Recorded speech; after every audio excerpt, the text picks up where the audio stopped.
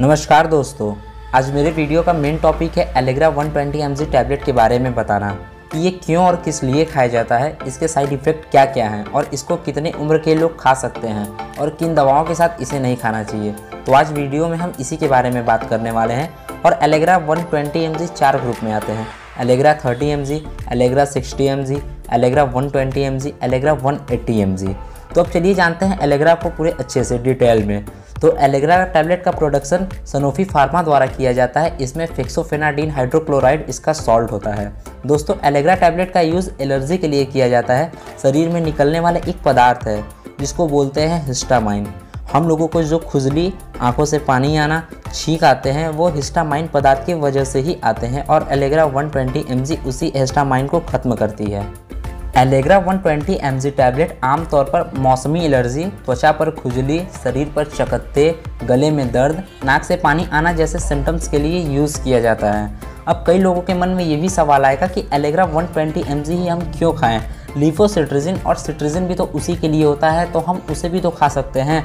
तो यहाँ पर आपका कहना बिल्कुल सही होगा। लीवोसिट्रिजिन और सिट्रिजिन एलेग्रा में कुछ कंडीशंस है। अब आइए जान लेते हैं इसको डिटेल में। तो लीवोसिट्रिजिन और सिट्रिजिन एलेग्रा 120 से काफ़ी सस्ता आता है। लीवोसिट्रिजिन या सिट्रिजिन 2 से 5 रुपये के बीच में आता है और एलेग्रा आता है आपका 20 रुपये का एक गोली। लेकिन इन दोनों में कुछ कंडीशंस है। कंडीशंस ये है कि अगर आप सिट्रिजिन और लीवोसिट्रिजिन खाते हैं तो आपको नींद लगेगा और आपका कार या बाइक पर ड्राइव करने पर मन नहीं लगेगा और आपको नींद आएगा।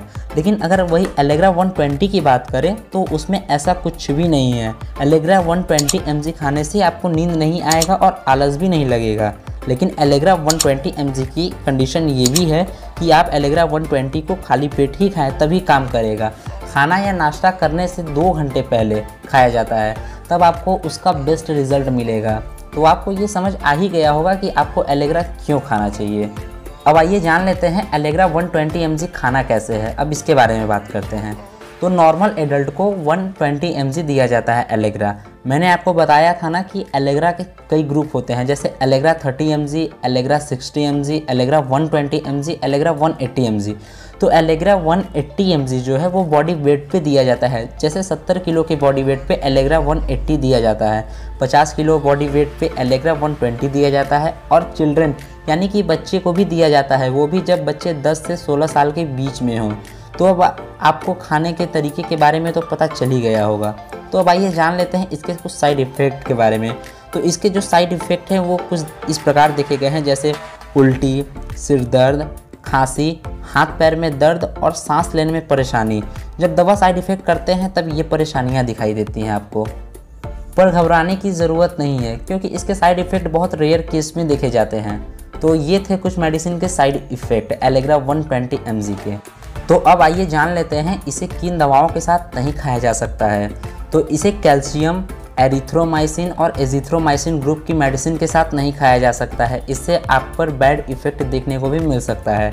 अगर आपको एजिथ्रोमाइसिन टैबलेट की जानकारी चाहिए कि ये किस लिए होता है, इसको क्यों खाना चाहिए, तो इसका लिंक मैंने डिस्क्रिप्शन में दे रखा है। आप चाहें तो वहाँ से जाकर आप इसकी फुल डिटेल में वीडियो देख सकते हैं। तो अब आपको ये भी पता चल गया होगा कि एलेग्रा 120 को किन दवाओं के साथ नहीं खाना चाहिए।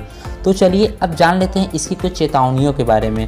तो एलेग्रा 120 mg को प्रेग्नेंट औरत नहीं खा सकती है जब तक कि डॉक्टर की परमिशन ना हो।